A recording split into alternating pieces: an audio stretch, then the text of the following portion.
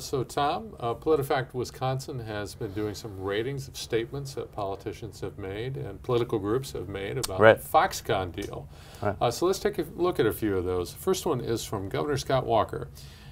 He said that Foxconn is bringing 13,000 high-tech jobs to Wisconsin. What's your rating on that? We rated that half true. The way the governor states it sounds as though it's a done deal or certain to happen.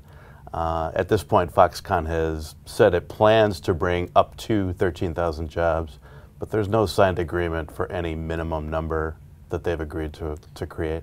And if anything, that's down the road a few years anyway, right? Right. Yeah. So next, let's go to a statement from Melissa Sargent. She said that 3,000 jobs will cost Wisconsin taxpayers more than $3 billion, more than $1 million in taxpayer dollars per job. Is that true or false?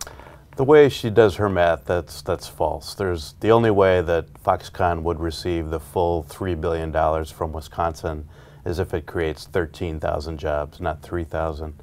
So her statement is false, although it's important to remember that depending on how much Foxconn invests and how many jobs are created, theoretically it's possible that the state incentives could amount to $1 million per job. Yeah, the cost per job could grow higher depending on number of jobs. Right. Yeah, okay. So let's take a look at one more that PolitiFact Wisconsin has evaluated. This is by the political group from the left side of the political spectrum, One Wisconsin Now. And they claimed that Wisconsin's $3 billion incentive offer to Foxconn is, quote, the largest gift ever by a state to a foreign company, end quote. True or false? We rated that statement half true. The problem with the statement is that the $3 billion being offered by the state would not be a gift. It's not simply cash that it would be turning over to Foxconn.